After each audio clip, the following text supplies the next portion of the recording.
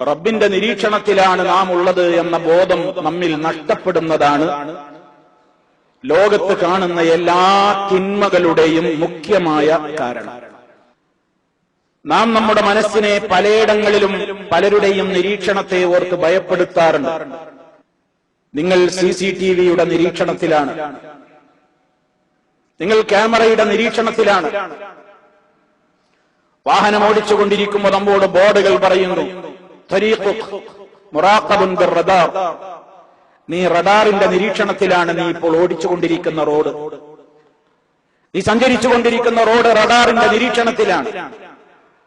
ഒരു സ്ഥാപനത്തിൽ കയറിയാൽ നീ ഇപ്പോൾ CCTVയുടെ നിരീക്ഷണത്തിലാണ്, ക്യാമറക്കകത്താണ്.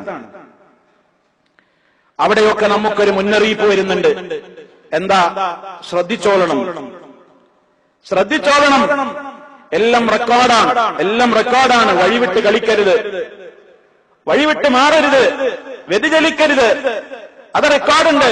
അത് നിരീക്ഷിച്ചു കൊണ്ടിരിക്കുന്നത് ഒരു ഓഫീസിൽ ഇരുന്നു കൊണ്ട് ഒരു മുറാഖിബ്, ഒരു നിരീക്ഷകൻ അതിങ്ങനെ കണ്ടുകൊണ്ടിരിക്കുന്നുണ്ട്. നമ്മൾ എത്ര ശ്രദ്ധാലുക്കളാണല്ലേ, വളരെ ശ്രദ്ധിക്കാറുണ്ട്.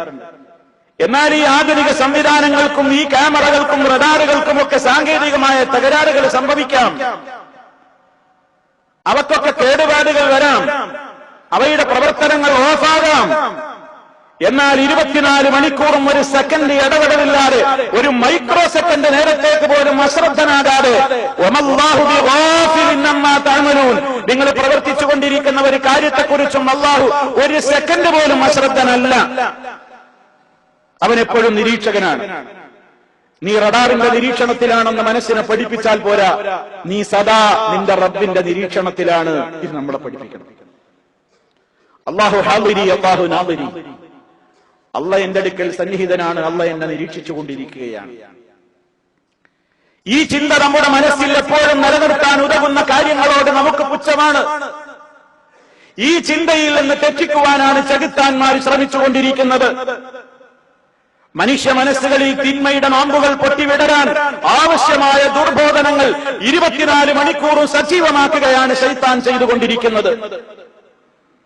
നമ്മുടെയൊക്കെ വീടുകളിൽ 24 മണിക്കൂറും പിശാചിന് ഈ ചിന്ത നമ്മുടെ മനസ്സിൽ നിന്ന് മറപ്പിച്ചെടുക്കാൻ വേണ്ടിയുള്ള എല്ലാ പ്രവർത്തനങ്ങളും സജീവമാണ്. നമ്മൾ അതിന് അരുനിന്നു കൊടുക്കുന്നു. അത് നമ്മൾ ഒറ്റക്കും കൂട്ടമായും കുടുംബസമേതവും കണ്ടുകൊണ്ടിരിക്കുകയാണ്.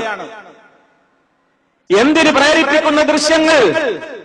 തട്ടിക്കൊണ്ടുപോകാൻ, ബലാത്സംഗം ചെയ്യാൻ, അത് ക്യാമറയിൽ പകർത്താൻ, അത് വെച്ച് ബ്ലാക്ക്മെയിൽ ചെയ്യാൻ, മദ്യപാനത്തിന് പ്രേരിപ്പിക്കുന്നു, മയക്കുമരുന്നിന് പ്രേരിപ്പിക്കുന്നു, അന്യ സ്ത്രീ പുരുഷന്മാരുടെ വഴിവിട്ട ജീവിതത്തിലേക്ക് പ്രേരിപ്പിക്കുന്നു, മോഷണത്തിന് പ്രേരിപ്പിക്കുന്നു, കൊട്ടേഷൻ ടീമിനെ വളർത്തുവാൻ പ്രേരിപ്പിക്കുന്നു, അവരെ ഉപയോഗിച്ചുകൊണ്ട് കാര്യം നേടാൻ പ്രോത്സാഹിപ്പിക്കുന്നു. അതാണ് ഇന്നത്തെ ചലച്ചിത്ര ലോകം. ആ എല്ലാ തിന്മകളിലേക്കും നമ്മെ മാടി വിളിക്കുന്ന ചെകുത്താന്റെ കൂത്തരങ്ങടങ്ങുന്ന ആ സർവ്വസന്നാഹങ്ങളും അടങ്ങുന്ന ആ സംവിധാനം എന്റെയും നിങ്ങളുടെയും ഭവനങ്ങളിൽ 24 മണിക്കൂറും സജീവം. അതേ അവസരത്തിൽ ഒരു പെണ്ണ് ഒറ്റക്ക് പോവുകയാണെങ്കിലും, ഒരു പെണ്ണ് കൂട്ടത്തിലാണെങ്കിലും, ഒരു പെണ്ണ് എവിടെയാണെങ്കിലും, ഏത് സ്ഥലത്താണെങ്കിലും, നീ അവൾ ഒറ്റക്കാണോ അല്ലേ എന്നല്ല നീ നോക്കേണ്ടത്. നീ ഒറ്റക്കല്ലെന്ന് നിന്നെ പഠിപ്പിക്കുന്ന മതം ഇസ്ലാം മാത്രമാണ്. നീ ഒറ്റക്കല്ല, അവൾ ഒറ്റക്കാണ്, നീ ഒറ്റക്കല്ല. നിന്റെ കൂടെ നിരീക്ഷകനായിട്ട് അല്ലാഹു ഉണ്ട്. അല്ല നിന്നെ കാണുന്നുണ്ട്. ഈ ബോധം നഷ്ടപ്പെട്ടതല്ലേ ലോകത്തിന് നമുക്ക് സംഭവിച്ചത്, നമ്മുടെ മക്കൾക്ക് സംഭവിച്ചത്, നമ്മുടെ സ്ത്രീകൾക്ക് സംഭവിച്ചത്, നമ്മുടെ പെൺമക്കൾക്ക് സംഭവിച്ചത്, നമ്മുടെ വിദ്യാർത്ഥികൾക്ക് സംഭവിച്ചത്, നമ്മുടേതായ കുടുംബത്തിലും അയൽക്കാരിലും സമൂഹത്തിലും പെട്ട ഉയർന്നവരെന്നും അല്ലാത്തവരെന്നും നടിക്കുന്ന എല്ലാവർക്കും സംഭവിച്ചത്. ഈ ബോധം നഷ്ടപ്പെട്ടതല്ലേ? തീർച്ചയായും അതെയാണ്. ഈ ബോധം നഷ്ടപ്പെട്ടതാണ്. തന്നെ നിയന്ത്രിക്കുന്നവര് നാഥനുണ്ടെന്ന വിശ്വാസം ഇല്ലാതെയായി. അതുകൊണ്ടാണ് ഇന്നും വാർത്തയിൽ വായിച്ചു, നമ്മുടെ മുസ്ലിം പെൺകുട്ടികൾ പോലീസിന്റെ പിടിയിലായി. എന്താ?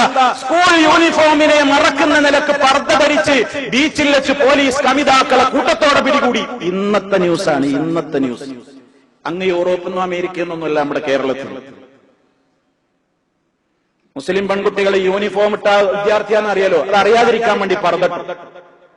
പർദ്ദട്ട് പോലീസ് നിരീക്ഷിച്ചു നോക്കുമ്പോ കുറച്ച് ദിവസമായിട്ട് ബീച്ചിൽ പർദ്ദക്കാരികൾ ധാരാളം. എന്തപ്പോ ജനങ്ങൾക്കൊക്കെ എത്ര മാറ്റം വന്നോ? പോലീസ് നിരീക്ഷിച്ചു നോക്കുമ്പോ നിർബന്ധിപ്പിച്ച് പർദ്ദ അഴിച്ചു നോക്കുമ്പോ ഒക്കെ യൂണിഫോം ഇട്ട കുട്ടികളാ സ്കൂളിൽ നിന്ന് കയറിക്കാണ്.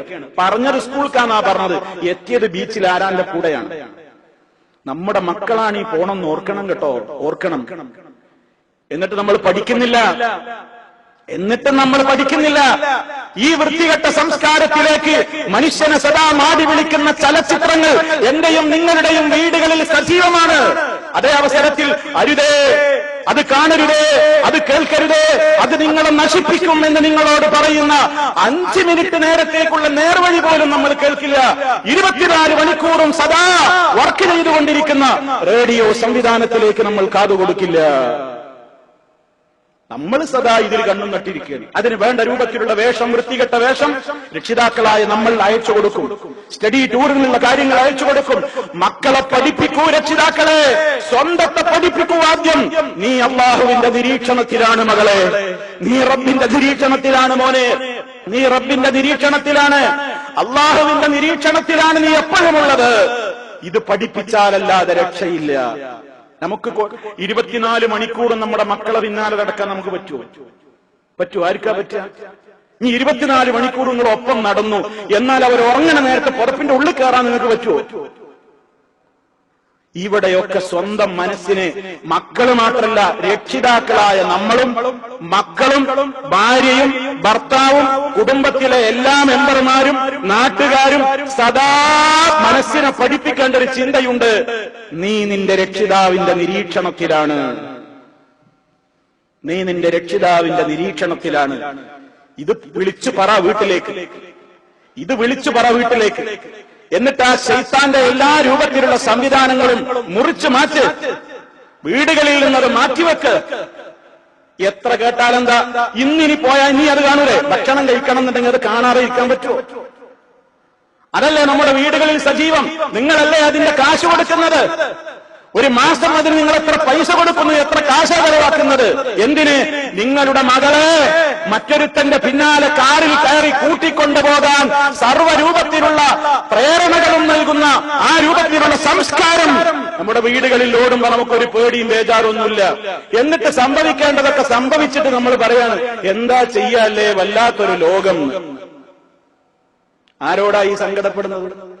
അവനവനെ ആക്ഷേപിക്കുക. അള്ളാഹു കാത്ത് രക്ഷിക്കുമാറാകട്ടെ. ഫിത്നയുടെ ലോകത്താ സഹോദരങ്ങളെ നമ്മളുള്ളത്, ഫിത്നയുടെ ലോകം.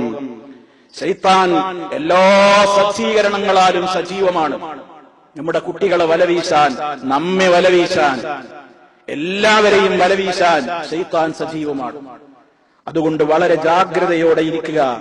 ഈ ബോധം നമ്മുടെ മക്കളിലും നമ്മളിലും ഉണ്ടാക്കി തീർക്കുക. എല്ലാവരിലും ഈ ബോധം സദാ ഉണ്ടാകട്ടെ. എന്ത്? നിങ്ങൾ നിങ്ങളുടെ രക്ഷിതാവായ അള്ളാഹുവിന്റെ നിരീക്ഷണത്തിലാണ്. ആ ബോധം മക്കളിൽ ഉണ്ടാവണം, നമ്മളിൽ ഉണ്ടാകണം. റബ്ബ് നിലനിർത്തി തരുമാറാകട്ടെ.